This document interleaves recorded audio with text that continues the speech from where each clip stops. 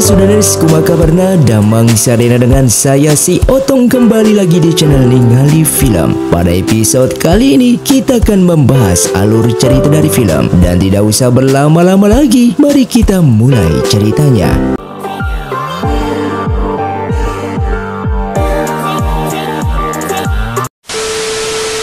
Film pun diawali dengan diceritakan yang menjelaskan kalau di dunia persilatan ini terdapat sekte tersembunyi yang bernama Sekte Qianmen. Para murid sekte ini sangatlah cerdas dengan membantu menjaga keamanan kekaisaran dan melindungi rakyat. Namun sesuatu yang berlebihan pasti akan berakibat buruk. Yang saat itu Sekte Qianmen menyinggung keagungan kaisar yang membuat kaisar marah. Oleh karena itu, sekte ini pun terpecah belah menjadi dua bagian. Sebagian murid yang bisa bela diri bersumpah mati untuk melawan pengadilan istana yang bernama Sekte Ling Yuan. Sementara sisanya lebih memilih berdagang dan menjauhi politik istana yang bernama Sekte Yuntai. Sehingga selama 100 tahun lebih kedua sekte ini selalu bersaing tanpa akhir.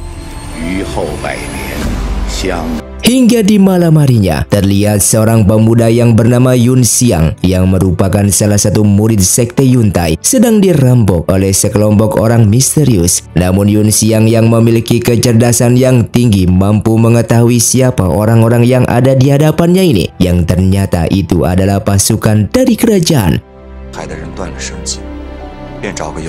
Ia yang mengetahui hal itu dikarenakan para perampok ini memakai pedang milik kerajaan, yang membuat kedua perampok ini sangatlah terkejut dengan ketelitian dari Yun Xiang ini, sehingga perampok ini memerintahkan pasukannya untuk segera membunuh para pedagang tersebut. Kedua perampok itu pun langsung mengancam Yun Xiang untuk menghentikan pasukannya, dan jika tidak, maka mereka akan membunuhnya. Namun di sini Yun Xiang terlihat tidak ketakutan dan justru mengembalikan ancaman dengan mengatakan karena mereka mengetahui identitas siapa dirinya maka mereka harus mati. Dan ternyata Yun Xiang sudah mempersiapkan asap beracun di kereta kudanya. Bahkan pasukan miliknya yang sedang bersembunyi lalu keluar dan membantai para perampok tersebut.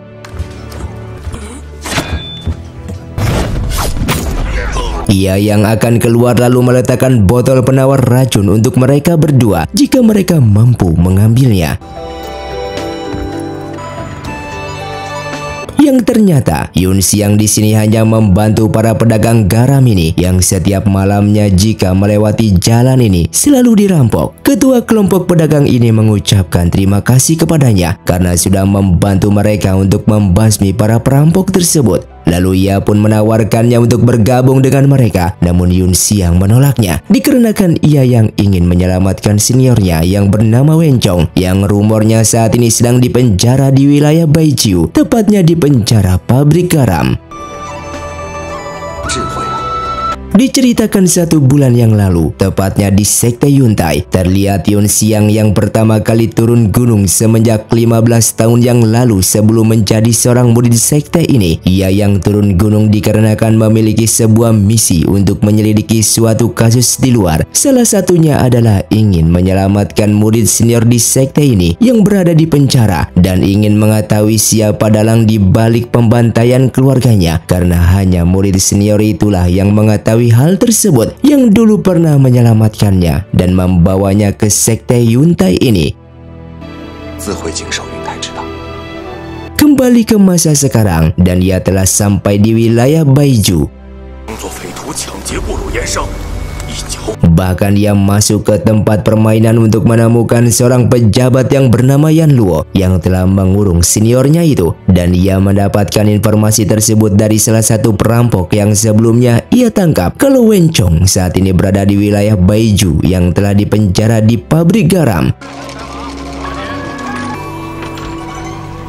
Terlihat Yan Luo yang merupakan seorang pejabat pengawas tambang dan pabrik garam, sekaligus merupakan pemilik dari tempat permainan ini dan menjadi seorang bandar yang tidak pernah terkalahkan. Bahkan ia selalu menggunakan identitas pejabatnya untuk mencari keuntungan pribadi dengan menyamar menjadi perampok dan merampok pedagang garam yang lewat. Dan selain mendapatkan keuntungan dari merampok, ia juga memonopoli bisnis garam dengan menghancurkan pesaing secara brutal. Lalu tak lama kemudian datang seorang wanita yang bernama Yannan yang sengaja datang ke sini untuk mengalahkan Yan Luo dengan bertaruh giok miliknya. Dan jika menang maka ia ingin salah seorang kakek tua yang berada di penjara dibebaskan. Namun hal itu pun ditolak oleh Yan Luo karena itu merupakan sebuah pelanggaran yang sangat berat baginya. Sehingga ia memberikan solusi jika Yannan menang dari permainan ini maka ia akan memperbolehkannya untuk menemui kakek tersebut. Dan karena tidak ada pilihan lain, Yannan pun menyetujuinya. Namun dalam permainan itu, Yannan harus kalah dan ia yang tidak menerima akan kekalahannya tersebut dikarenakan ia menganggap kalau Yan Luo melakukan kecurangan sehingga pertarungan pun terjadi.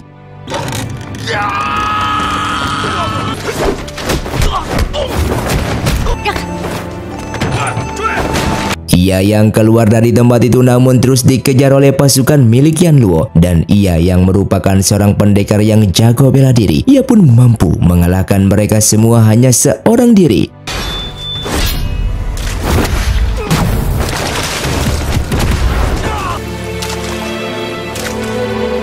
Hingga keesokan paginya, Yun Xiang pun menemui salah satu seniornya yang saat ini menjadi seorang tabib sekaligus mata-mata dari sekte Yuntai di wilayah ini yang bernama Chai. 巧了，我有这个方子的成药。 Yun Xiang yang masuk ke dalam sambil meminum teh dan bertanya kepadanya apakah senior Chai ini mengetahui kalau ada salah satu senior seperguruan mereka telah dikurung di penjara pabrik garam yang bernama Wen Chong yang merupakan pedagang kaya raya dari Nandu yang dituduh telah mengganggu berjalannya pasar oleh pejabat Yan Luo. Semua asetnya disita lalu ia ditahan dan dibawa ke pabrik garam di wilayah Baiju ini untuk bekerja paksa sebagai tenaga buruh. Mendengar hal itu Chai pun sangatlah terkejut karena ia sama sekali tidak mengetahui kabar ini. Lalu ia pun memberitahukan kalau penjara ini sangatlah ketat dan siapapun yang sudah masuk ke dalam penjara maka orang tersebut tidak akan bisa dibebaskan begitu saja. Bahkan Yan Luo bekerja sama dengan pasukan Zhao untuk menyandra pedagang garam dan melakukan praktik kotor dalam bisnis garam. Lalu sesaat Yun Xiang pun kembali bertanya apakah di wilayah Baiju ini terdapat seorang murid dari sekte Yuntai yang ditempatkan di sini. Dikarenakan sebelumnya ia bertemu dengan salah seorang pendekar wanita yang memiliki tujuan untuk membebaskan seorang kakek dari penjara dan ia menganggap kalau kakek itu adalah senior Wen Chong. Mendengar itu Chai pun menjawabnya jika selama belasan tahun ia berada di sini ia hanya seorang diri menjadi mata-mata dari sekte Yuntai tersebut. Yun Xiang yang mendapatkan informasi dari senior Chai tentang Yan Luo yang melakukan penyelundupan garam, ia pun masuk ke kediaman milik Yan Luo untuk mencari buku kas rahasia yang berisikan data asli perdagangan garam yang selama ini telah bekerja sama dengan pasukan Zhao. Dengan begitu ia bisa menyebarkan buku kas ini kepada semua orang atas penyelundupan Yan Luo selama ini. Kembali kepada Yan Luo yang bertemu dengan Ding Yi yang merupakan salah satu anggota pasukan Zhao. Di sana ia pun memberitahukan kalau ia diperintah oleh sang ketua untuk menemuinya dengan menjelaskan kalau belakangan ini kekaisaran semakin ketat dalam menyelidiki garam milik swasta. Oleh karena itu ia memintanya untuk berhati-hati atas kerjasama mereka selama ini. Di saat mereka memasuki rumah, Yun Xiang sangatlah terkejut karena di sini juga terdapat Yannan yang segera melompat ke balok gantun untuk bersembunyi. Sementara Yun Xiang terlihat kebingungan karena ia tidak mempunyai bela diri dan Yannan sempat heran terhadapnya karena orang tidak memiliki ilmu bela diri bisa berani memasuki rumah Yan Luo dan ia pun terpaksa menariknya ke atas untuk bersembunyi. 把那本暗账拿与我看，动辄就几十上百。 Singkatnya setelah keduanya meninggalkan rumah Yan Luo, akhirnya Yun Xiang mengetahui bahwa Yannan ini ternyata adalah putri angkat dari Wen Chong. Ia pun akhirnya juga berterus terang bahwa ia akan menyelamatkan Wen Chong yang saat ini sedang dipenjara, sehingga ia berharap Yannan mau bekerja sama untuk menyelamatkan Wen Chong. 如何与我联手？ 我有脑子不就好了吗？ Yun Xiang kemudian menyerahkan buku kas rahasia yang baru saja ia curi kepada Yannan dan Yannan akan segera mengikuti rencananya.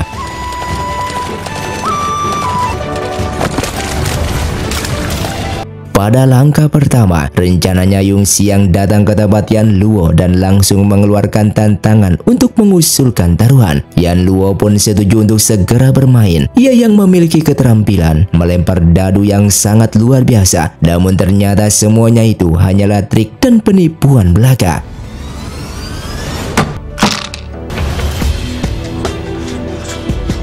Setelah beberapa kali bermain, Yun Xiang selalu menang dan ia pun dengan sengaja membongkar rahasia Yan Luo yang selama ini telah bermain curang. Mendengar hal itu, Yan Luo menjadi sangatlah marah dan kesempatan itu dimanfaatkan oleh Yun Xiang untuk segera membuat kekacauan.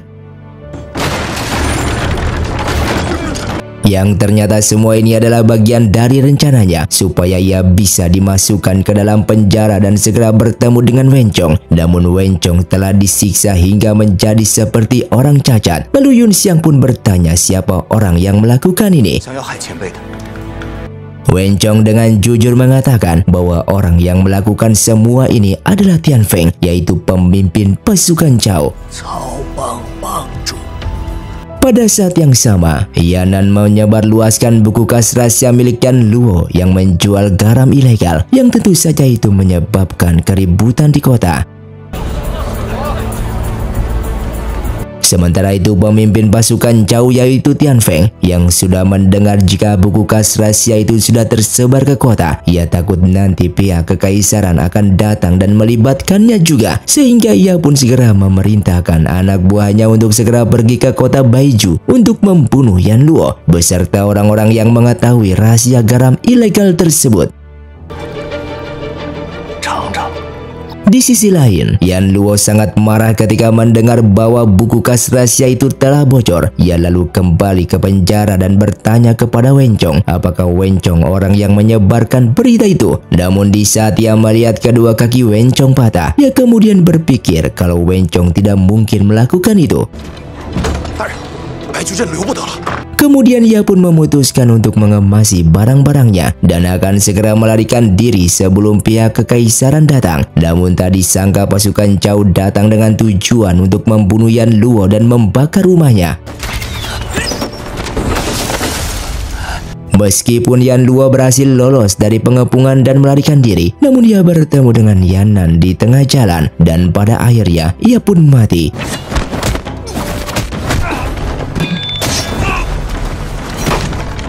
Sementara itu pasukan Cao telah berhasil membakar sebagian rumah Yan Luo. Yun Xiang melihat kesempatan itu langsung memanfaatkan kekacauan tersebut untuk segera menyelamatkan Wencong. Dan ia pun segera bertanya tentang siapa dalang di balik pembantaian desanya 15 tahun yang lalu. Wencong kemudian menceritakan kebenarannya bahwa saat itu ia meminta Tian Feng untuk menyuap para pasukan kekaisaran untuk memasuki desa itu dan menyelidiki bajak laut. Namun tak disangka ternyata para pasukan kekaisaran itu malah melakukan pembunuhan besar-besaran yang mengakibatkan semua orang di desa tersebut mati. Namun di sini Wencong tidak memberitahukan pelaku yang sebenarnya karena membalas dendam merupakan perbuatan yang tidak baik.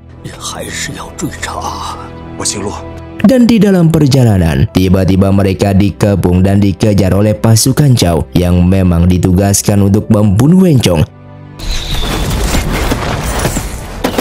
Dan tidak disangka, Yun Xiang ini ternyata mempunyai keterampilan meringankan tubuh yang sangat cepat seperti kilat. Bahkan Yanan yang juga sampai ke tempat itu tidak pernah mengira jika Yun Xiang memiliki kungfu secepat itu.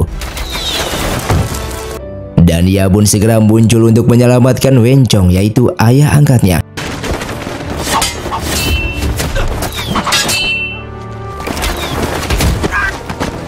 Namun kondisi Wencong sudah sangatlah parah dan pada akhirnya ia pun mati di tempat. Singkatnya, Yanan kemudian bersumpah di depan makam Wencong bahwa ia akan membunuh Tian Feng untuk membalaskan dendam atas kematian ayah angkatnya ini, dan mereka berdua akan pergi ke kota Yangzhou yang merupakan markas pasukan Cao. Di tempat itu ada seorang pendekar pedang terkenal yang bernama Jin Piao. Ia adalah seorang pembunuh bayaran tetapi yang dibunuh adalah orang-orang jahat. Dan hari itu ia kedatangan pasukan Zhao yang menawarkannya pekerjaan untuk membunuh seseorang, dan orang yang akan dibunuh ternyata adalah Yun Xiang. Namun Jin Biao ini mengatakan bahwa ia sudah mendapatkan pekerjaan dari orang lain terlebih dahulu untuk membunuh dua anggota pasukan Zhao. Ternyata orang yang telah menyewa Jin Biao terlebih dahulu adalah Yun Xiang. Setelah misinya berhasil, Yun Xiang memberikan sebatang emas dan memintanya untuk mengawalnya sampai ke kota Nandu. Singkatnya, Yun Xiang yang berhasil menumpang rombongan pedagang dari keluarga Su, dan mereka berangkat menuju ke kota Nandu untuk mencari Tian Feng. Di dalam perjalanan itu, Yanan memberitahu Yun Xiang bahwa dendamnya kepada Tian Feng bukan karena hanya membunuh ayah angkatnya, akan tetapi ternyata Tian Feng ini juga membunuh orang tuanya dan merebut bisnis orang tuanya. Dikarenakan jalan di depannya hancur dan tidak dapat dilalui, rombongan pedagang keluarga Su ini untuk sementara beristirahat di hutan terdekat. Namun ternyata malam itu sekelompok orang bercadar yang merupakan anggota pasukan Zhao menyerang rombongan tersebut.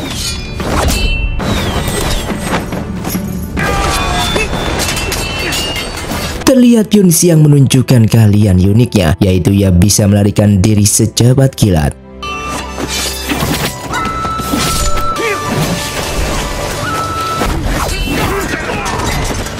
Hingga keesokan harinya, Su Mingyu yang merupakan tuan muda dari keluarga Su sangat terobsesi dengan bela diri mereka, dan ia pun berjanji akan menjamu mereka ketika sudah sampai di rumah. Sementara itu, kekalahan pasukan Zhao yang mengakibatkan 17 anggotanya mati, yang membuat pemimpin Zhao sangatlah marah kepada Zhang Kui dan memberikan kesempatan sekali lagi kepadanya. Setelah rombongan itu tiba di kota Nandu, Su Mingyu terlebih dahulu membawa ketiga orang itu ke tempat permainan, dan bandar permainan itu sangatlah cantik yang bernama Menglan. Ternyata alasan Su Mingyu membawa mereka ke tempat itu karena Su Mingyu ingin melihat Menglan. Jian Bao yang penasaran dengan Menglan, ia pun terpikat untuk bermain meskipun ia sebenarnya tidak pandai.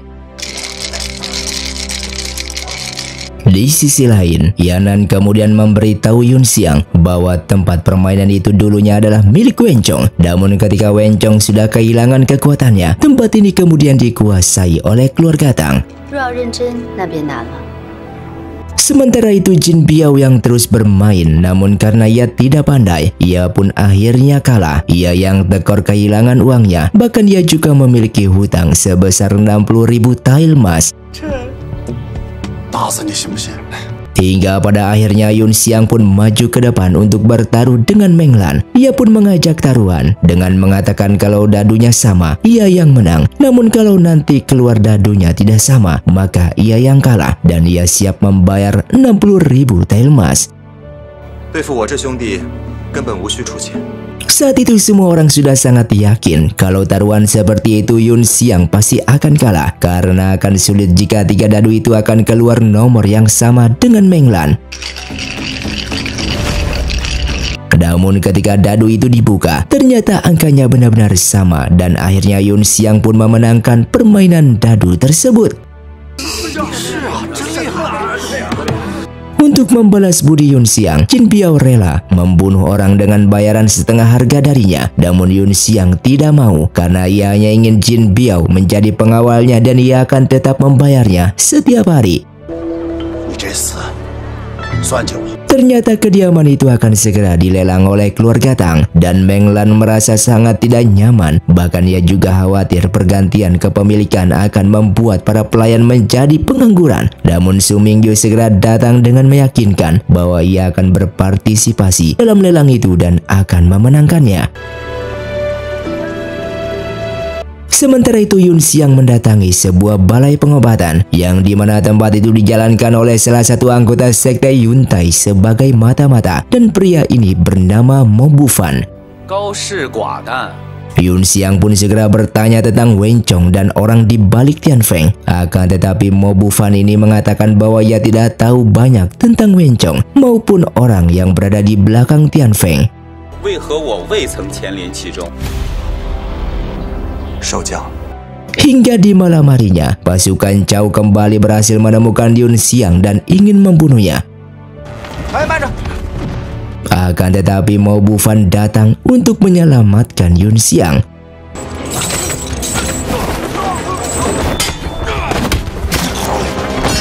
Hingga di pagi harinya, mereka berangkat untuk melihat lelang dan ternyata Tuan Tang Xiao mempunyai beberapa pengawal yang memiliki bela diri tingkat tinggi.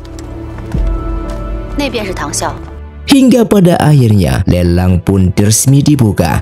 与我们哎，继续。哎， Saat itu Su Mingyu muncul dengan lelang awal 3000 tael dan Su Mingyu ini ingin membeli pondok tersebut. Namun sebenarnya ia hanya ingin mempertahankan Meng Lan yang merupakan wanita pujaan hatinya yang berada di tempat itu. 各安天命。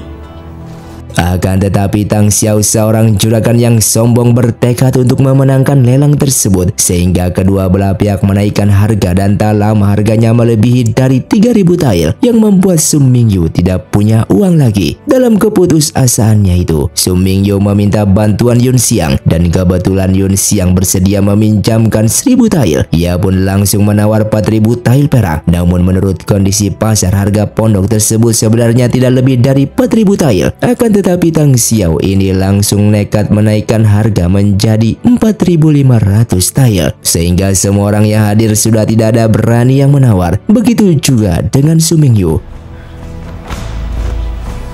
Namun tiba-tiba Yun Xiang mengangkat tangannya dan ia melelang atas nama Su Mingyu. Dan lelangan itu cukup tinggi yaitu 6.000 tael yang membuat semua orang yang hadir kaget melihat lelangan tersebut termasuk Tang Xiao.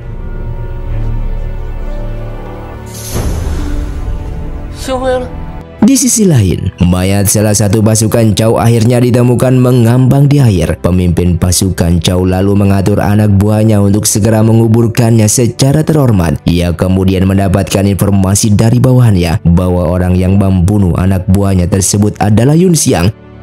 准备挣5000两的银票。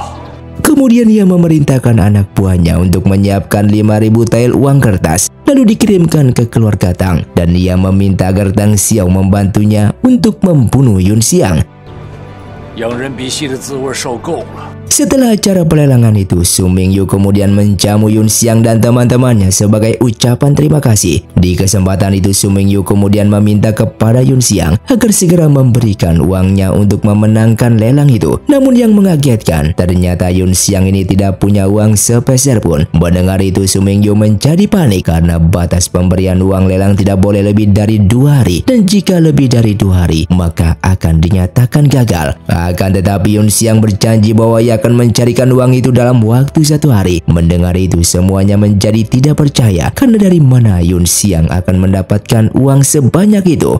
也不敢动我们苏家的人，更何况 Setelah itu Yun Xiang lalu mengajak temannya pergi ke tempat Mo Bufan untuk meminjam uang. 那是自然。 Ternyata bisnis yang dikelola Mo Bufan ini sebelumnya dikelola oleh Tuan Wencong. Dengan alasan itulah Yun Xiang memberanikan diri untuk meminjam uang 3.000 tael setelah bersusah payah hingga pada akhirnya ia pun berhasil mendapatkan 3.000 tael darinya. Singkatnya di malam harinya, terlihat seorang bercadar membakar sebuah gudang. Ternyata itu adalah gudang sutra milik keluarga Zhu. Dan orang yang membakar gudang sutra tersebut adalah Yanan, yang sebelumnya diperintahkan oleh Yun Xiang dengan tujuan untuk menjebak Tian Feng. Meskipun awalnya Yanan ini menyesal karena melakukan itu semua, namun Yun Xiang mengatakan agar Yanan percaya kepada rencananya. 务必先让苏会长知道。 Tak lama kemudian Mo Bufan pun datang untuk menjemput Yun Xiang. Dalam kereta itu mereka saling bertanya membicarakan tentang asal-usul Yanan karena kenapa bisa diangkat sebagai anak angkatnya Wencong. Namun sampai saat ini mereka pun belum menemukan jawabannya. Dan ternyata Yun Xiang dibawa ke sebuah tempat di mana di sana ia bertemu dengan gurunya yaitu pemimpin sekte Yuntai. Pemimpin sekte Yuntai yang hanya terdengar suaranya ini langsung menegur Yun Xiang karena turun gunung tujuannya untuk balas dendam dan itu tidak diperbolehkan. Dan bahkan sang guru meminta agar Yun Xiang segera kembali ke gunung untuk berlatih. Akan tetapi Yun Xiang ini berhasil menjelaskan panjang lebar bahwa tujuannya bukan hanya untuk membalas dendam, akan tetapi ia juga tidak ingin perdagangan di kota Nando dikuasai oleh orang-orang jahat. Hingga pada akhirnya gurunya pun setuju, bahkan ia meminta Yun Xiang untuk bisa menguasai perdagangan di kota Nando. 就算输了，弟子不敢。罢了罢了。 Setelah itu Mo Bufan meminta agar Yun Xiang tetap merahasiakan ketua sekte Yuntai karena bagaimanapun juga sekte Yuntai sudah dianggap pasukan pemberontak oleh kerajaan dan jika sampai ketahuan maka mereka akan dihukum mati. Ternyata selama ini mereka juga tidak pernah melihat wajah pemimpinnya kecuali hanya suaranya saja. 还不是因为你小子一入南都就 Namun tiba-tiba ada seorang berbaju hitam yang sedang mengintai mereka. Yang ternyata itu adalah Yannan yang sebelumnya telah mengikuti Yun Xiang secara diam-diam.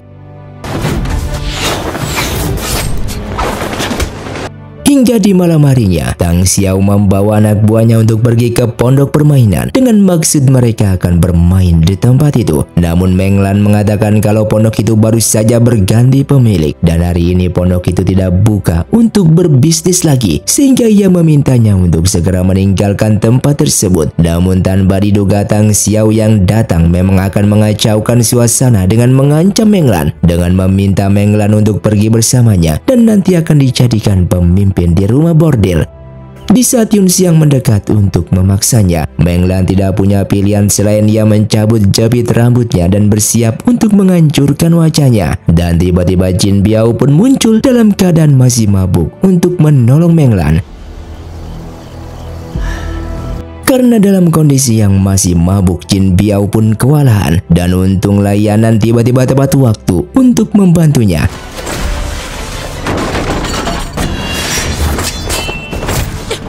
Namun karena ia juga baru saja terluka, hingga pada akhirnya keduanya pun kalah.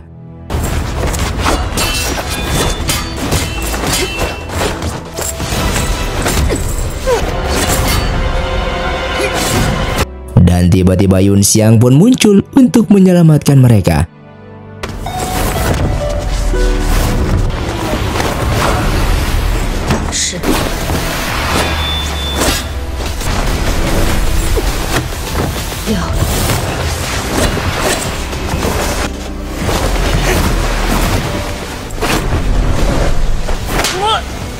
Ia pun akhirnya berhasil membuat Tang Xiao menjadi ketakutan yang membuat mereka pergi dari pondok tersebut. Setelah itu Tang Xiao pun mendatangi Tian Feng dan sedikit kecewa kepadanya karena Tian Feng tidak memberitahukannya jika Yun Xiang memiliki teknik bela diri tingkat tinggi yang mampu bergerak seperti kilat. Tian Feng kemudian mengatakan bahwa Yun Xiang bukan seorang pendekar yang memiliki bela diri tingkat tinggi, melainkan Yun Xiang hanya pandai bertahan dan sebenarnya tidak bisa bertarung, yang membuat Tang Xiao tertawa dan begitu bodoh karena ia sudah dibohongi oleh Yun Xiang. 当是外地送我的。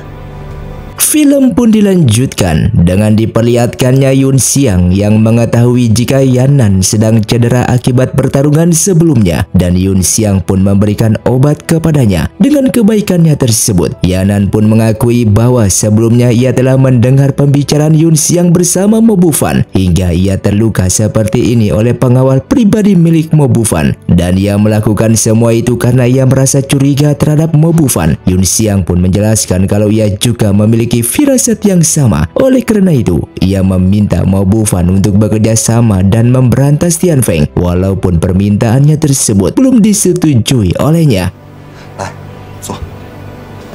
Di keesokan harinya, Jin Biao mengutus seseorang untuk mengirim makanan ke panti asuhan dan secara tidak sengaja utusan ini malah bertemu dengan seorang anak yatim piatu yang baru saja disiksa. Takut akan dilaporkan kepada Jin Biao, ibu pengasuh ini kemudian membunuh utusan tersebut.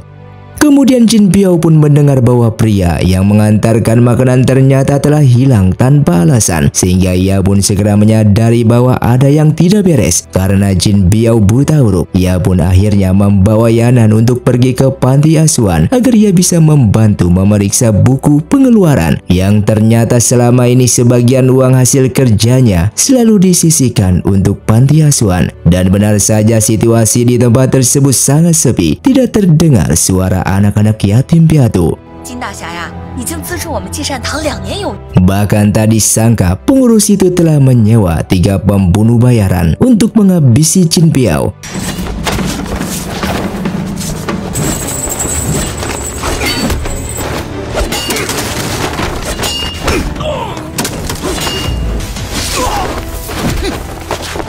Bahkan pengurus itu juga mencoba meracuni Yanan, akan tetapi Yanan ini tahu dan berpura-pura memakan kue tersebut.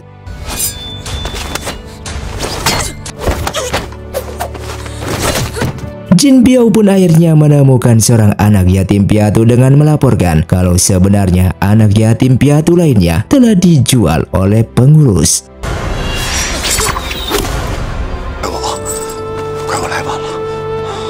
Singkatnya, Jin Biao yang pulang dengan membawa kait besi dari pembunuh sebelumnya, dan ketika Yun Xiang melihat kait besi tersebut, ia pun teringat bahwa benda itu milik anak buah Mo Bufan. Namun hal itu ia tidak katakan kepadanya karena ia masih ingin mencari tahu tentang Mo Bufan tersebut.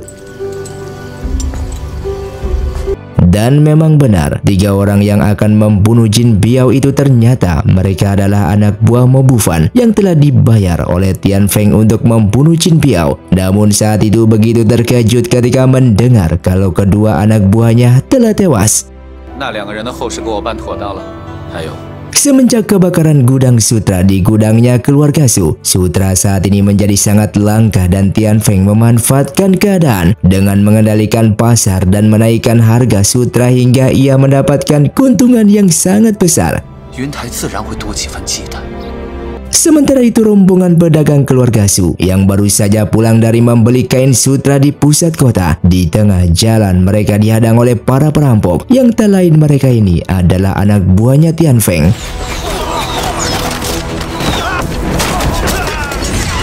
Perampok besar-besaran itu membuat stok sutra mereka benar-benar sangat berkurang, padahal pelanggan mereka sangat banyak, hingga sebagian terpaksa mereka membeli kain sutra di Tian Feng meskipun harganya sangatlah mahal.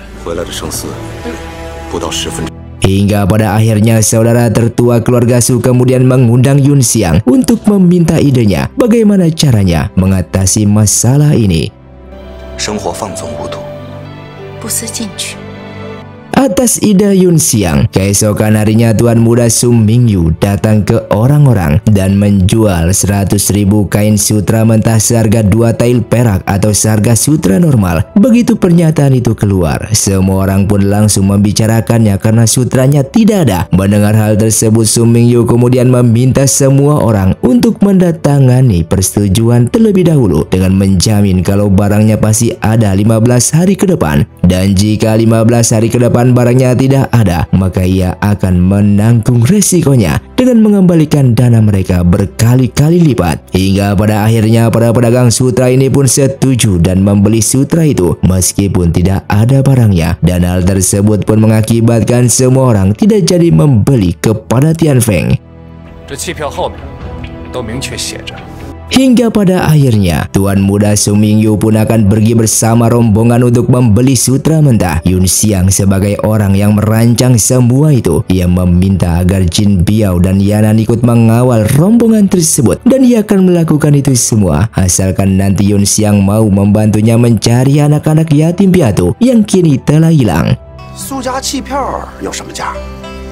Yun Xiang yang mengetahui jika senjata pembunuh bayaran yang berada di panti asuhan tersebut itu adalah senjata anak buahnya Mo Bufan, sehingga ia pun segera menemui Mo Bufan untuk mengklarifikasi tentang senjata tersebut. Ia juga meminta Mo Bufan agar bertanggung jawab tentang keselamatan anak yatim piatu yang telah hilang. Di kesempatan itu Yun Xiang mengatakan bahwa ia akan melunasi hutangnya dan akan dibayar 3 kali lipat. Akan tetapi ia meminta Mo Bufang bersedia melindungi kelancaran masuknya Sutra Mentah ke kota Nandu. Meskipun Mo Bufang merupakan orang dari sekte Yuntai, akan tetapi Mo Bufang merupakan orang berbisnis yang di matanya selalu ada uang. Sementara itu Tian Feng yang sudah mendengar jika keluarga Su akan membeli kain sutra mentah, sehingga ia pun segera memerintahkan seluruh anak buahnya untuk mencegah rombongan itu di tengah jalan. Jangan sampai kain sutra mentah itu masuk ke kota Nandu. Singkatnya berangkatlah rombongan Tuan Su Mingyu ini untuk membeli kain sutra mentah. Namun saat mereka kembali, para perampok anak buahnya sudah siap untuk menghancurkan mereka. Su Mingyu sebagai perwakilan keluarga Su yang telah berjanji akan mengirimkan sutra mentah itu ke para pedagang dalam waktu 15 hari. Dan jika gagal, maka semua orang tidak akan mempercayai lagi terhadap keluarga Su miliknya. Bahkan keluarganya tersebut akan kehilangan seluruh kekayaannya untuk mengganti rugi uang para pedagang. Sementara itu Jin Piao dan Yanan telah berhasil menangkap 2 perampok tersebut dengan menyiksa dan menginterogasinya. Dari keterangan perampok itu, mereka mengakui bahwa mereka berasal dari pasukan Zhao dan bahkan memberitahu kalau masih ada 15 jebakan di depan sana. Juga 400 orang yang sudah siap menggagalkan rombongan tersebut sampai ke kota Nandu. Namun tak disangka ketika perampok itu akan dibawa, salah satunya malah membunuh temannya sendiri, kemudian ia juga membunuh dirinya sendiri. Hingga di malam harinya, di saat mereka beristirahat, datang lagi sekelompok orang yang akan menyerang mereka. Namun mereka sudah tahu jika orang-orang itu hanya menggertak dengan tujuan supaya mereka tidak sampai ke kota Nandu esok hari.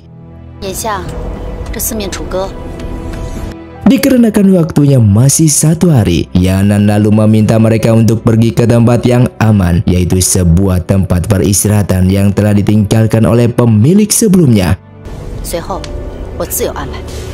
Sementara itu Tian Feng yang telah mendengar bahwa rombongan pedagang keluarga Su sedang menuju ke rumah kosong, ia yakin ia bisa menghancurkan rombongan itu dan tidak mungkin rombongan itu bisa kembali esok hari, karena di mana esok hari adalah batas terakhir hari mereka untuk memberikan sutra kepada para pedagang. Bahkan keluarga Su yang telah menjanjikan akan mengganti rugi 10 kali lipat jika mereka tidak bisa mendatangkan sutra tersebut, dan ternyata melalui anak buahnya. Tian Feng juga ikut membeli sutra itu dengan seluruh kekayaannya, sehingga jika nanti keluarga Su tidak berhasil mengembalikan sutra itu, ia pasti akan mendapatkan ganti rugi yang begitu banyak. Bahkan seluruh kekayaan keluarga Su mungkin belum cukup untuk menggantikannya.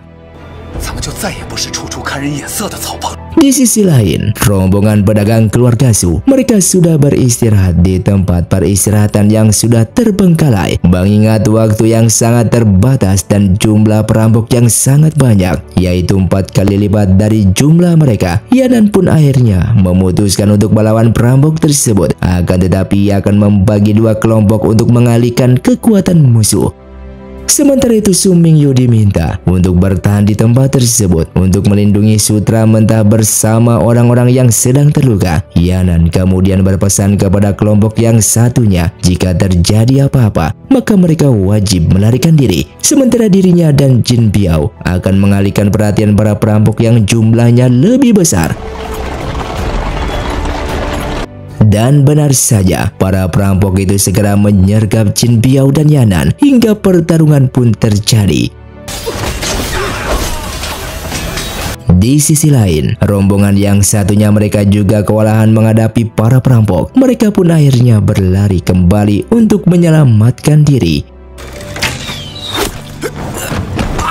Sementara salah seorang pelayan berhasil ditangkap dan dia tidak tahan dengan penyiksaan yang dilakukan oleh para perampok tersebut, hingga akhirnya ia pun mengatakan di mana tempat persembunyian sutra mentah tersebut. Ketika perampok yang tersisa memasuki rumah istirahat mereka, Su Mingyu mengangkat pedangnya untuk pertama kalinya. Ia bertarung hingga pada akhirnya ia pertama kali membunuh orang.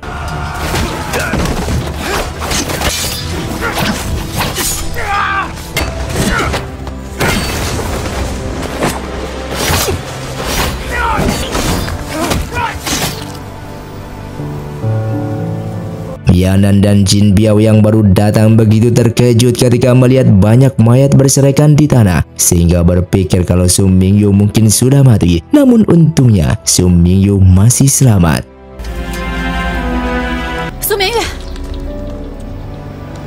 Meskipun mereka berjuang keras di siang hari, ternyata masih ada perampok yang datang di malam harinya lagi. Sebagian besar anggota telah terbunuh dan terluka, sehingga mereka tidak ada peluang untuk menang. Melihat pintu akan segera terbuka, Yanan dan Jin Biao beserta semua orang yang tersisa tidak ada pilihan lain selain melawan hidup atau mati. Sementara itu Su Mingyu yang mendengar pertarungan dari luar, ia pun akan membantu mereka. Namun tanpa diduga anak buah Tian Feng telah menggali terowongan langsung ke tempat penyimpanan sutra mentah. Dan pada saat itu Yanan bersama yang lainnya telah terlambat karena api telah membakar habis gudang tersebut. Hingga singkatnya berita tentang sutra mentah terbakar hangus sudah menyebar, sehingga para pedagang yang telah membeli langsung ke rumah kediaman Su untuk meminta ganti rugi. Su He yang merupakan kakak perempuan Su Mingyu meminta mereka untuk tetap tenang karena batas waktu masih tersisa 1 hari lagi. Namun meskipun begitu beberapa pedagang tetap ingin uang mereka dikembalikan. Sementara itu Yun Xiang menemui Lau yang merupakan pengawal pribadi Mo Bufan dan bertanya tentang kabar rombongan pedagang keluarga Su. Ternyata Lau ini telah menempatkan orang di rombongan itu untuk mendapatkan sebuah informasi. Lau memberikan informasi bahwa beberapa kelompok pedagang berhasil memukul mundur para perampok. Akan tetapi para perampok itu juga berhasil membakar sutra mentah milik para pedagang. Mendengar itu Yun Xiang sedikit tersenyum. Sepertinya para penjahat itu berhasil masuk ke dalam jebakan Yun Xiang. Namun ketika Yun Xiang akan pergi, Lau meminta agar Yun Xiang tetap tinggal di tempat itu karena jika rencana itu belum jelas dan belum bisa dipastikan berhasil, maka nyawa Yun Xiang juga akan berada di dalam bahaya. Dan benar saja, ketika ia kembali ke penginapan, ia diserang oleh Xian Rong yang merupakan pengawal pribadi milik keluarga Su. Di sini ia mengancam Yun Xiang untuk mengatakan sebenarnya tentang rencananya saat ini. Dengan terpaksa Yun Xiang pun memberitahukan bahwa rombongan yang ia kirim ke Yang Su hanya untuk menipu para perampok. Karena faktanya ternyata ia telah mengirim orang untuk membeli sutra mentah dan mengangkutnya melewati jalur laut. Meskipun peluang menangnya tidak pasti, Xian Rong ini masih percaya terhadap Yun Xiang untuk sementara ini. Ia kemudian memperingatkan Yun Xiang bahwa jika terus menjebak keluarga Su, maka ia akan membunuhnya dengan tangannya sendiri. Di sisi lain, orang-orang yang diutus Yun Xiang melalui jalur laut, mereka telah tiba dengan membawa sutra mentah dan Lau bersama Mo Bufan pun telah siap untuk menjemput mereka. Melihat tingkat waktu batas 5 hari semakin dekat, Tian Feng pun berpikir kalau ia yakin akan menang. Anak buahnya pun segera datang ke kediaman keluarga Su dan segera meminta kompensasi ganti rugi karena pada saat tanggal jatuh tempo sutra mentah itu belum juga datang. Namun yang mengagetkan, Xian Rong mengatakan bahwa barangnya sudah datang. Dengan gemetaran ia pun kembali dan memberitahukan laporan itu kepada Tian Feng bahwa ratusan kotak sutra mentah sudah tiba di kediaman keluarga Su. Mendengar itu Tian Feng menjadi gemetaran juga karena ia telah mengeluarkan semua uangnya untuk ikut membeli sutra tersebut dengan harapan ia akan mendapatkan ganti rugi berkali-kali lipat. Namun nyatanya ia justru berada di dalam kerugian yang begitu besar. Anak buahnya sendiri juga tidak memprediksi jika sutra itu ternyata dikirim melalui jalur laut. 万万没想到是海运呐！草帮没有眼泪。Di saat yang sama, Jin Bao, Yanan, dan juga yang lainnya mereka kembali dengan selamat. Tetapi Su Mingyu yang telah membunuh orang yang masih dalam keadaan putus asa. Di sisi lain, Tian Feng yang terancam bangkrut ini secara pribadi ia datang berkunjung ke rumah Mo Bufan dengan membawa hadiah yang cukup banyak karena ia ingin membuat kesepakatan dengan Mo Bufan. Namun tadi sangka Yun Xiang juga datang ke sana. Ia pun langsung mengatakan bahwa dahulu Wen Chong juga diajak membuat kesepakatan seperti itu. Akan tetapi Tian Feng tidak membiarkan Wen Chong hidup. Mendengar hal itu, Tian Feng yang sudah geram dengan Yun Xiang ini, ia langsung menyerangnya. Akan tetapi Lau segera maju untuk melindungi Yun Xiang.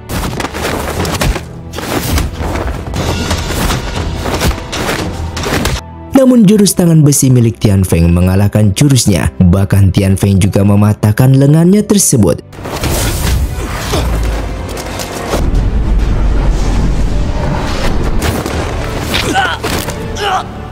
Untung saja pasukan bayangan milik Mo Bufan segera datang. Akan tetapi Tian Feng berhasil kabur. Dengan melihat luka Lau yang begitu parah, Mo Bufan yang merasa kasihan langsung memarahi Yun Xiang karena telah menyebabkan masalah. Namun Yun Xiang memberikan obat yang berguna untuk mempercepat pemulihan luka Lau tersebut. Setelah itu Mo Bufan memimpin orang-orangnya untuk menyita barang-barangnya Tian Feng, yang ternyata Tian Feng ini mempunyai banyak hutang kepada Mo Bufan. Sementara itu Tang Xiao yang mendengar berita tersebut, ia langsung datang untuk bertemu dengan Tian Feng. Namun dia segera mengetahui jika Tian Feng telah melarikan diri ke pinggiran kota bersama anggota pasukan Zhao yang tersisa. Meskipun ia merupakan rekan bisnisnya Tian Feng, namun dia telah lama berencana untuk menyingkirkan Tian Feng tersebut. Sementara itu anak buah Tian Feng yang masih ditahan, ia berhasil melepaskan diri dan langsung menyandra Meng Lan. Untungnya Su Mingyu berhasil menyelamatkan Meng Lan. Namun saat ia akan membunuh perampok itu, Meng Lan pun melarangnya dan memintanya untuk membiarkannya pergi. Di sisi lain, Yun Xiang menemui Mo Bufan dengan meminta bantuannya untuk pergi menangkap Tian Feng. Mereka pun akhirnya berangkat untuk mencari persembunyian Tian Feng. Sedangkan Jin Bao dan Yanan, mereka juga sudah berangkat dengan tim untuk menyergap Tian Feng. Akan tetapi Tian Feng sudah mendapatkan informasi anak buahnya bahwa ada orang yang datang, sehingga mereka juga sudah bersiap terlebih dahulu.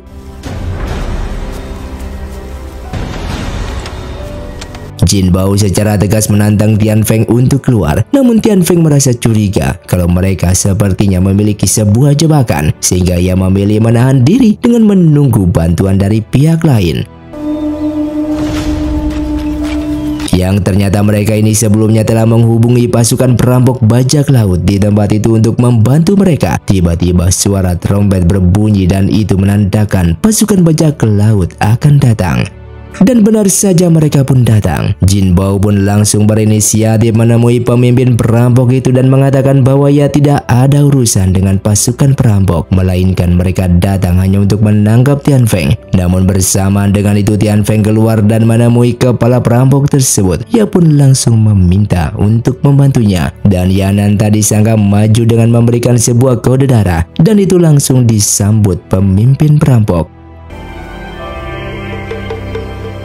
Ternyata sebelumnya, Yanan ini pernah menyelamatkan anak buah bajak laut, sehingga ia memanfaatkan hal tersebut agar pemimpin bajak laut tidak membantu Tian Feng. Akan tetapi pemimpin bajak laut sepertinya tidak mau berkompromi dengan Yanan, dan Yanan pun terpaksa menarik senjatanya. Tian Feng yang sudah merasa yakin bahwa kepala perampok itu akan membantunya, namun di saat yang sama Mo Bufan datang. Ternyata Mo Bufan ini adalah teman lamanya kepala perampok tersebut, dan mereka pun langsung berbicara dan mengobrol layaknya teman lama yang baru saja bertemu. Melihat situasi tidak menguntungkan, Tian Feng memanfaatkan itu untuk mundur perlahan. Namun tadi disangka pasukan bayangan milik Mo Bufan sudah bersiap untuk menangkap mereka semua. Kemudian Yanan mengatakan jika Tian Feng bersedia menghilangkan seluruh ilmu bela dirinya, maka ia tidak akan membunuhnya dan ia juga akan menjamin seluruh anak buahnya untuk aman. Akan tetapi jika tidak, maka mereka akan membunuh Tian Feng beserta seluruh anak buahnya di tempat tersebut. Kemudian Tian Feng berkata kepada Yun Xiang, jika Yun Xiang bersedia menjamin keselamatan seluruh anak buahnya, maka ia akan menghilangkan seluruh ilmu bela dirinya. Dan Yun Xiang pun akhirnya menjamin seluruh keselamatan anak buahnya, hingga pada akhirnya mengambil keputusan untuk menghilangkan ilmu bela dirinya tersebut.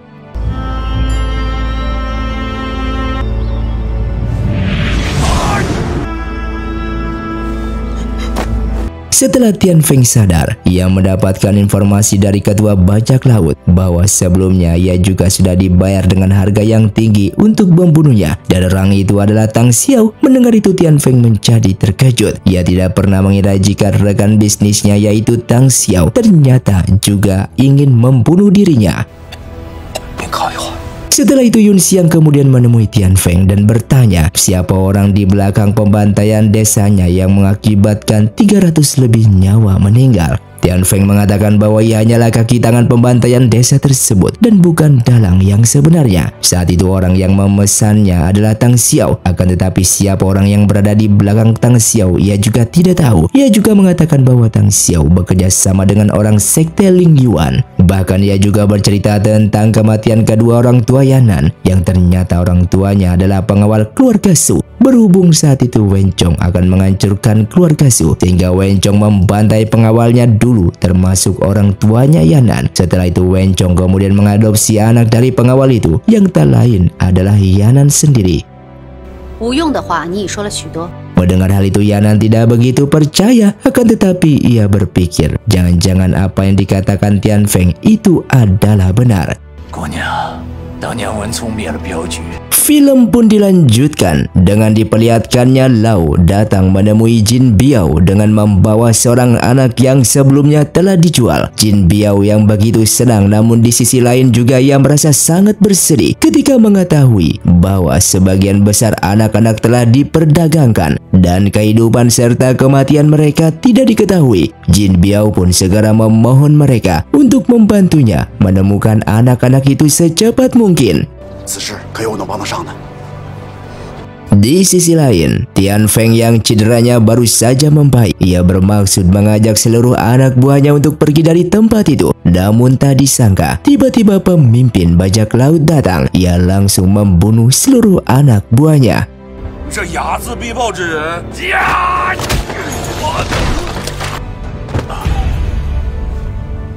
Pemimpin bajak laut ini sengaja membiarkan Tian Feng hidup karena ia telah diperintah oleh Tang Xiao.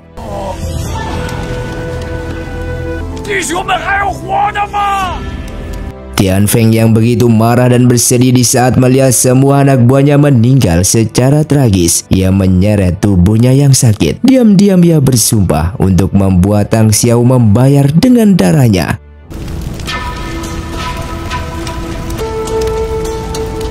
Singkatnya, setelah mengetahui jika Tang Xiao terlibat dalam pembantaian desanya, Yun Xiang pun kemudian berencana akan menjebak Tang Xiao dengan bekerja sama Su Mingyu. Dan Su Mingyu juga meminta supaya Yun Xiang bersedia menjadikannya seorang murid. Akan tetapi, Yun Xiang menolak karena itu sudah melanggar aturan sekte Yuntai. Namun begitu karena keduanya sudah menjadi teman, ia berjanji akan selalu melindunginya.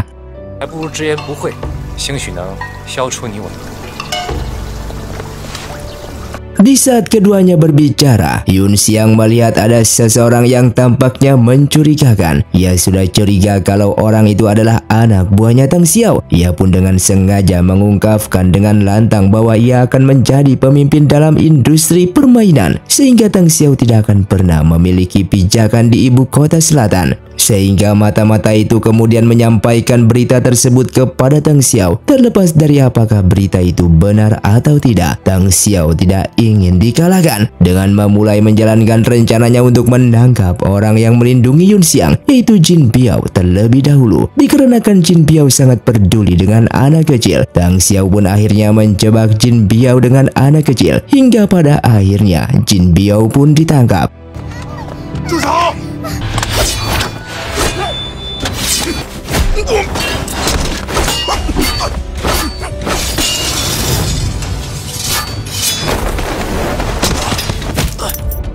Setelah Jin Biao bangun, Tang Xiao mendesaknya tentang rencana Yun Xiang dan Jin Biao mengatakan bahwa ia hanya bertindak sebagai pendekar pedang dan tangan kanan Yun Xiang yang sebenarnya adalah Su Mingyu dan Yanan. Maka dari itu ia tidak tahu apa-apa tentang rencana Yun Xiang.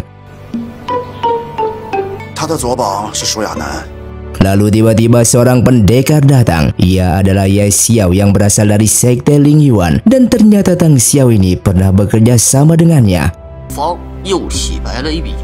Ye Xiao yang memiliki dendam yang mendalam terhadap Yun Xiang. Ia pun sangat membencinya. Oleh karena itu ia mengingatkan jika Tang Xiao bisa mengalahkan Yun Xiang, maka Tang Xiao akan diberi hadiah yang sangat besar. Singkatnya, pondok itu pun dibuka dengan megah, dengan lentera dan dekorasi warna-warni yang membuat menarik banyak orang untuk menonton.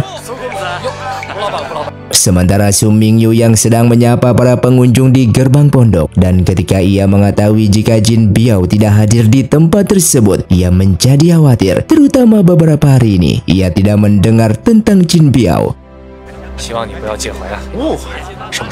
Lalu Tang Xiao pun datang dengan memberikan sebuah peti yang di dalamnya terdapat pedang milik Jin Biao kepada orang lain sebagai hadiah. Melihat hal itu, Su Mingyu dengan marah kepada Tang Xiao dan bertanya di mana keberadaan Tang Xiao. Namun Tang Xiao pergi dan tidak mau menjawabnya. Tang Xiao pun langsung menantang Yun Xiang untuk mengajaknya melakukan permainan, yaitu dengan 3 putaran. Jika Yun Xiang kalah dalam permainan tersebut, maka Yun Xiang harus bersedia menjadi budaknya. Namun jika dirinya yang kalah, maka ia akan memberikan setengah hartanya kepada Yun Xiang. Yun Xiang yang melihat jika di tempat itu tidak ada Jin Biao, ia sudah curiga Jin Biao kemungkinan sudah ditangkap oleh Tang Xiao, sehingga ia memerintahkan Yanan untuk segera menyelamatkan Jin Biao. Yanan yang berhasil menyelinap ke rumah Tang Xiao untuk menemukan penjara bawah tanah, dan bahkan ia melihat banyak gadis muda yang dipenjara di tempat tersebut. Mereka dirusak setiap hari, hidup lebih buruk daripada kematian, dan mereka disiksa hingga kehilangan akal sehatnya, sehingga Yanan segera membuka sel dan membebaskan mereka semua. Yanan pun akhirnya menemukan Jin Biao, akan tetapi ternyata di tempat itu dilengkapi dengan banyaknya mekanisme.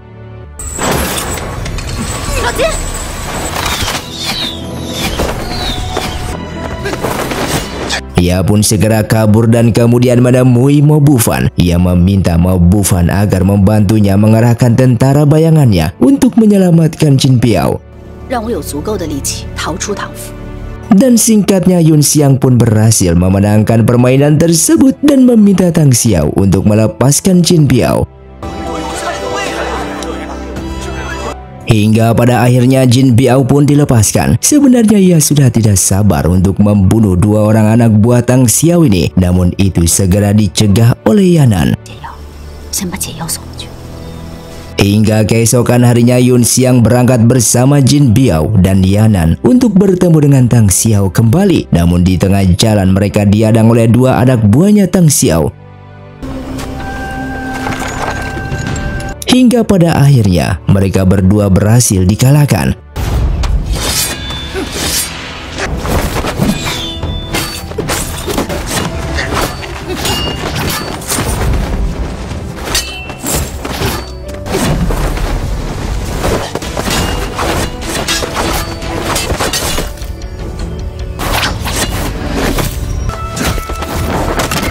Sementara itu Mo Bufan dan Tang Xiao ternyata telah menunggu Yun Xiang di tengah jalan untuk menemani Yun Xiang bertemu dengan Tang Xiao. Dan tanpa basa-basi Yun Xiang pun segera bertanya tentang pembantaian desanya.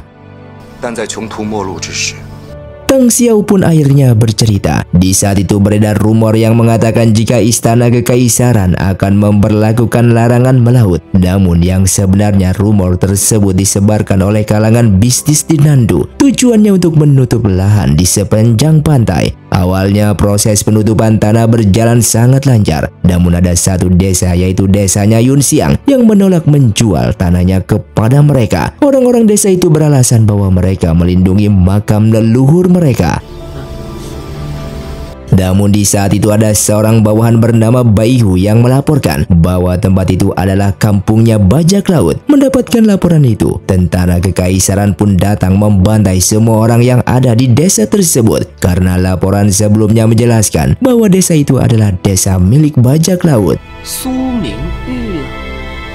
Semenjak itu Baihu yang melaporkan tersebut akhirnya naik jabatan menjadi tentara kekaisaran. Kemudian naik jabatannya menjadi komandan untuk membantai semua bajak laut. Namun nasibnya kini ia juga tidak tahu apakah Baihu masih hidup atau sudah mati. Akan tetapi di balik itu juga terdapat tokoh besar lainnya yang menjadi dalang di balik penyebaran rumor tersebut, yang dulunya memimpin para pedagang Nandu membeli tanah warga desa tersebut. Dan Tang Xiao pun dengan jujur mengatakan bahwa orang itu adalah ayahnya Su Mingyu. Mendengar hal itu, Yunxiang tidak pernah menyangka bahwa masalah ini ada hubungannya dengan keluarga Su.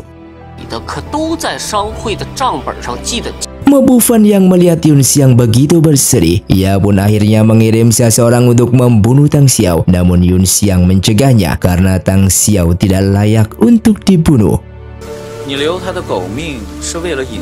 Setelah itu Tang Xiao kemudian kembali ke rumahnya. Namun tak disangka ternyata di rumahnya sudah ada seorang tamu tak diundang. Ia adalah Yuan Ji, seorang tuan muda dari sekte Ling Yuan. Ternyata sebelumnya Tang Xiao ini telah bekerja sama dengan orang-orang sekte Ling Yuan untuk menghabisi Yunxiang. Karena Tang Xiao gagal membunuh Yunxiang, Yuan Ji pun menjadi marah. Kemudian ia mematahkan lengannya. Bahkan ia membiarkan Tang Xiao dihabisi oleh para perempuan, yang sebelumnya perempuan ini juga disiksa oleh Tang Xiao sendiri. Sementara itu Yanan yang mengetahui jika orang sekte Ling Yuan ada di tempat tersebut, ia pun menemui orang sekte Ling Yuan. Ternyata Yanan ini juga berasal dari sekte Ling Yuan. Sementara Yuan Ji ini, ia adalah adiknya Yanan sendiri. Yuan Ji kemudian berterus terang kepada kakaknya bahwa tujuannya ia datang ke kota Nandu. Ia mendapatkan tugas untuk membunuh Yunxiang. Ia akan menunjukkan kepada ibunya, yang mana saat ini ibunya adalah ketua sekte Ling Yuan, bahwa ia juga mampu menjadi seorang pemimpin sekte. Dan ternyata di sekte Ling Yuan juga sedang terjadi masalah, di mana ibunya sebagai ketua sekte Ling Yuan telah mempromosikan orang lain yang bernama Nang Gongfan untuk menjadi ketua berikutnya. Sementara dirinya yang sebagai putranya malah tidak diperhitungkan. Akan tetapi Yanan ini kembali memperingatkan adiknya agar tidak mencari masalah dengan Yunxiang. Di sini Yuan Ji benar-benar tidak mengerti kenapa kakaknya ini setelah meninggalkan sekte selama 3 tahun, Yanan malah membela musuhnya sendiri. Mendengar hal itu Yanan terdiam sejenak. Ia hanya menceritakan kejadian akan masa lalunya yang tidak banyak diketahui orang, yang ternyata di saat itu sekte Ling Yuan sedang dalam perselisihan. Dan untuk melindungi masa depan sekte Ling Yuan, ibunya Yanan memaksa dirinya untuk menikah dengan Nang Gongfan. Namun ia justru memilih untuk melarikan diri ke kota Nandu ini.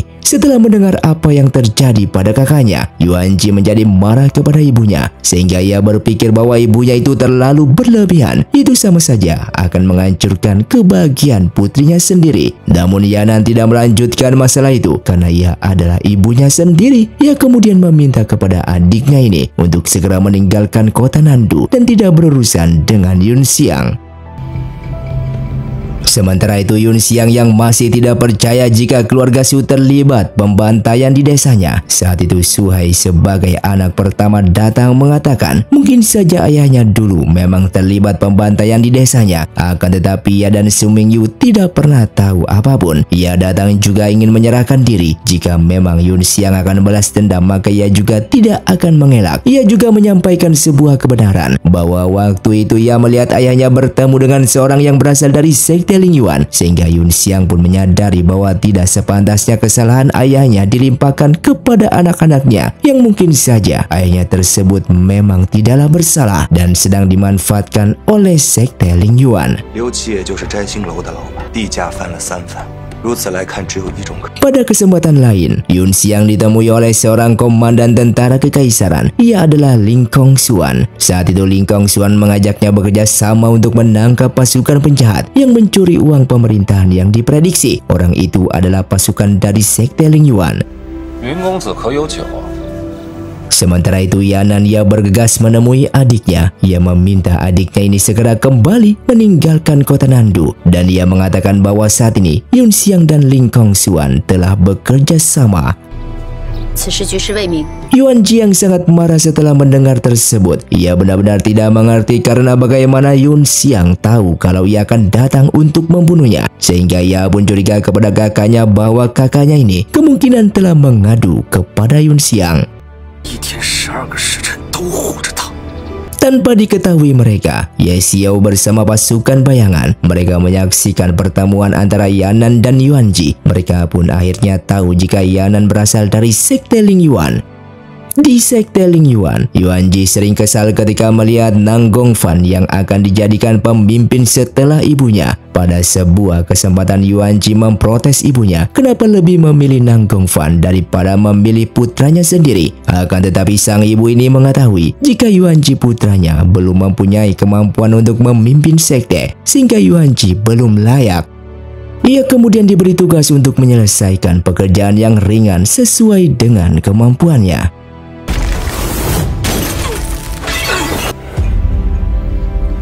Sementara Yanan ditugaskan untuk pergi ke Nandu bersama Nang Gongfan untuk menjalankan rencananya juga. Yang pada awalnya Yanan ini tidak mengetahui tugas yang diberikan oleh Nang Gongfan. Namun kemudian ia akhirnya mengetahui jika tugas Nang Gongfan di kota Nandu adalah membantai orang-orang sekte Yuntai termasuk Yun Xiang. Namun di sini Nang Gongfan mengetahui jika Yanan ini ada hubungan baik dengan Yun Xiang, sehingga ia memintanya untuk memikirkan masalah sekte dan tidak mengedepankan hatinya.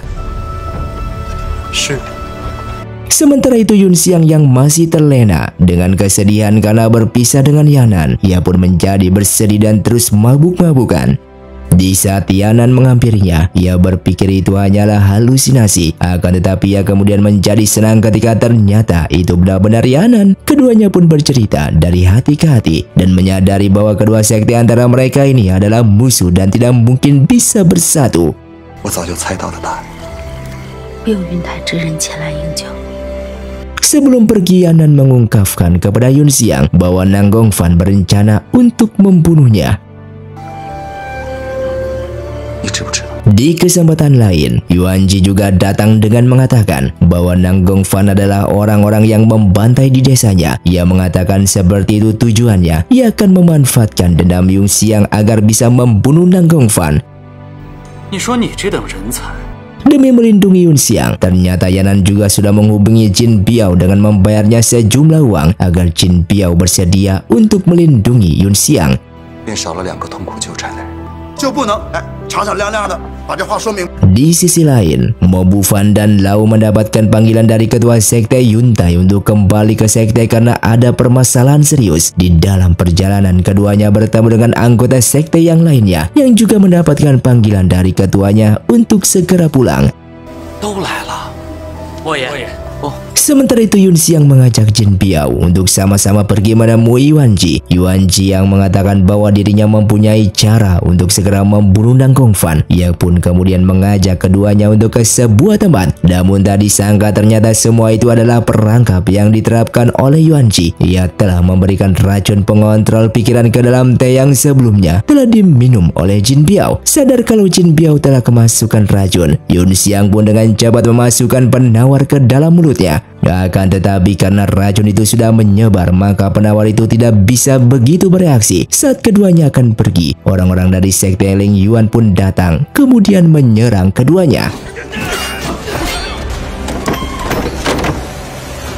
Jin Biao yang masih bisa sedikit mengendalikan dirinya, sehingga ia pun berhasil mengalahkan pasukan Nang Gongfan. Akan tetapi racun itu semakin cepat menyebar hingga ia pun semakin tidak bisa mengendalikan dirinya. Pikiran Jin Biao menjadi semakin tidak terkendali. Perintah Yuan Ji selalu bergema di telinganya berulang kali. Saat kesadaran itu menguasai dirinya, ia segera meminta agar Yun Xiang segera pergi untuk meninggalkannya. 我的路走绝了，还 Di sini Yun Xiang menjadi sangat bersedih ketika ia melihat dengan mata kepalanya kalau Jin Biao mengorbankan dirinya demi menyelamatkannya. Hingga akhirnya Jin Biao pun terluka parah.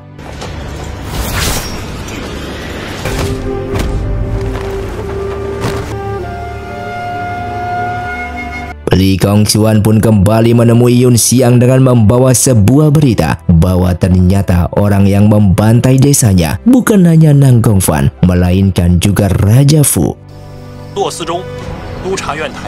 Tak lama setelah itu, seorang anggota sekte Yuntai pun datang membawa pesan dari pemimpin sekte supaya Yun Xiang segera kembali ke sektenya. 门主之命既已传达，门主之命岂是你我可以揣度的？ Yun Xiang pun akhirnya kembali ke sektenya, akan tetapi ia menemukan beberapa seniornya di tempat tersebut terlihat sangatlah aneh. Mo Bufan dan Lau juga merasakan bahwa sekte itu terlihat sangat tidak seperti biasanya. 必会给自己带来无法承受的代价。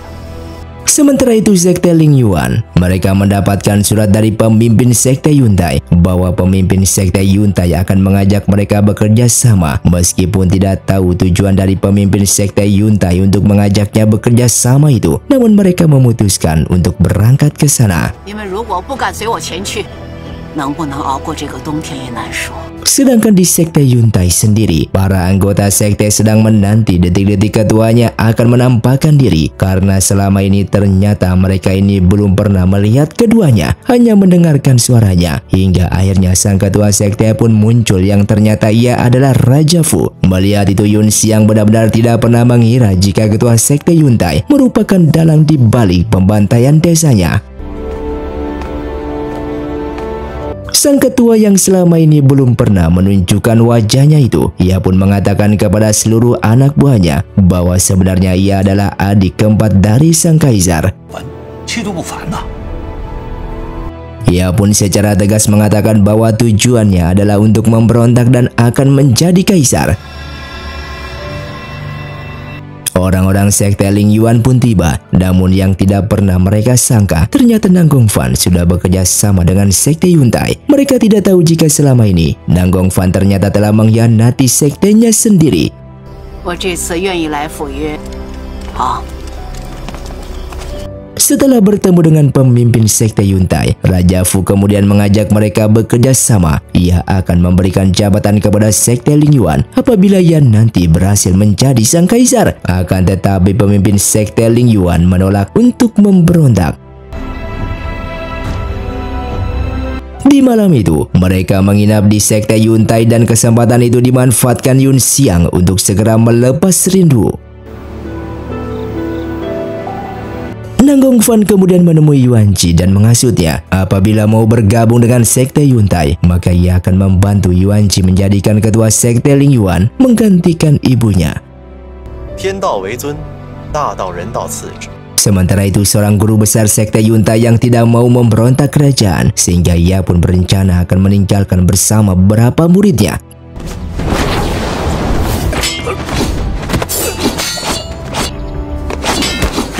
Namun tak disangka salah seorang muridnya ternyata mengkhianatinya dan menusuknya dari belakang.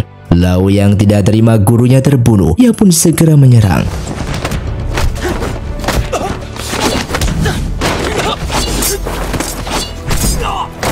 Namun Yuan Ji memanfaatkan kesempatan itu untuk menyandra Mo Bufan dan dengan liciknya mereka juga menghabisi Lau. Yuan Ji yang berambisi untuk menggantikan ibunya, ia meminta Nang Gongfan untuk memberikan racun pengontrol pikiran kepada kakaknya. Namun tak disangka Yanan sebelumnya sudah meminum penawarnya, sehingga ia hanya berpura-pura. 刚刚竟敢对我污言。 Di sisi lain, beberapa prajurit bermaksud untuk membunuh pemimpin sekte Ling Yuan ini. Dan tiba-tiba Yuan Ji muncul untuk berpura-pura melindungi ibunya. Namun nyatanya, ia yang ingin membunuh ibunya sendiri. Yanan yang datang terlambat, ia pun bersumpah akan membalas dendam sang ibu. Di sisi lain, Yun Xiang yang berpura-pura masih setia kepada ketuanya, padahal ia sebenarnya sudah memiliki rencananya sendiri. Pemberontakan pun segera akan dilaksanakan. Raja Fu kemudian memerintahkan Yun Xiang supaya segera kembali ke Nandu untuk menunggu sebuah perintah. Namun ternyata Yun Xiang malah menemani Yan Nan mengawal jenazah ibunya keluar kota. Ketika mereka sampai di sungai dan beristirahat, Yuan Ji muncul bersama para anggotanya sehingga pertarungan pun terjadi.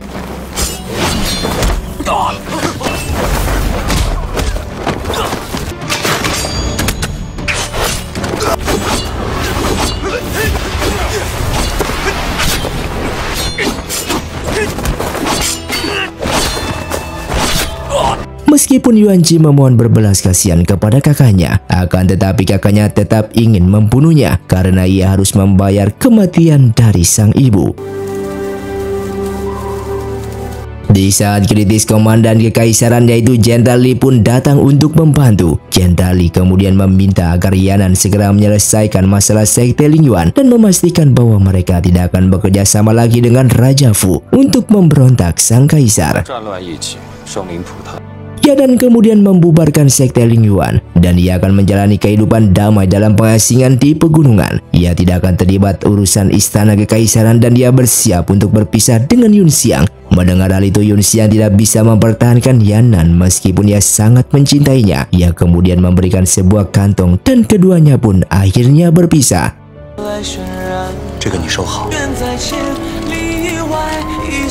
Sementara itu Nang Gongfan yang sengaja diberi kesempatan hidup untuk membongkar strategi yang akan dilakukan oleh Raja Fu. Dari keterangan Nang Gongfan bahwa Raja Fu telah menghubungi pemimpin bajak laut untuk membantunya mengarahkan pasukan di bawah pengaturan Yun Xiang. Nang Gongfan diminta untuk menemui pemimpin bajak laut terlebih dahulu untuk menawarkan uang yang lebih banyak supaya pemimpin bajak laut itu tidak beraliansi dengan Raja Fu. Sementara itu orang-orang Raja Fu, mereka sudah berhasil melenyapkan kantor pemerintahan yang berada di Nandu. Ia menutup gerbang kota Nandu, juga memerintahkan penangkapan Su Mingyu, juga mengejar Meng Lan. Keduanya dikejar oleh para pemberontak. Mereka melarikan diri ke pusat kota, namun masih terkepung. Di saat terdesak, tiba-tiba Jin Biao pun muncul. Ternyata Jin Biao ini telah diselamatkan oleh Yan Nan di saat sekarat dan ia tinggal di pengasingan untuk memulihkan diri. Di saat kritis, Jenderal Li pun datang untuk membantu. Tanpa diduga, Xian Rong juga datang membantu melawan pemberontak tersebut. Sementara itu Raja Fu yang masih tidak tahu jika semuanya telah diatur oleh Yun Xiang, ia sudah yakin akan menang. Akan tetapi Yun Xiang berterus terang bahwa semuanya itu adalah rencananya untuk menghancurkan Raja Fu. Setelah mendengar seluruh rencana Yun Xiang, Raja Fu akhirnya tahu bahwa dirinya saat ini situasinya telah berakhir dan ia pun kemudian mengakui kekalahannya.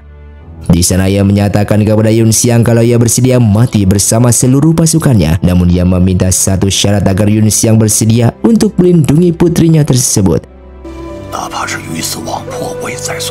Setelah itu demi keselamatan putrinya, Raja Fu pun rela menghancurkan dirinya sendiri bersama seluruh anggotanya yang tersisa.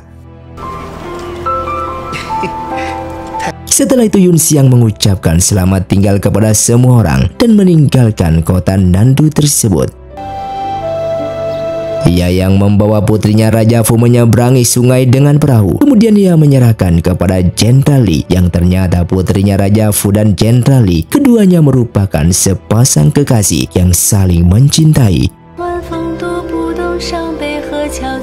Sedangkan Yan Nan yang sedang duduk, ia telah kedatangan seorang pria yang selama ini ia tunggu, dan ternyata pria itu adalah Yun Xiang. Hingga pada akhirnya mereka pun hidup bahagia untuk selama-lamanya dengan meninggalkan politik dan dunia persilatan. Dan film pun tamat. Terima kasih untuk kalian yang sudah mengikuti dan menonton film ini dari awal hingga akhir. Kalian sangat luar biasa. Buat kalian yang mau request film selanjutnya, silahkan komentar di bawah ini. Sampai jumpa di video selanjutnya. Saya pamit orang dari Ningali Film. Saya Otong undur diri dan salam Sundaners.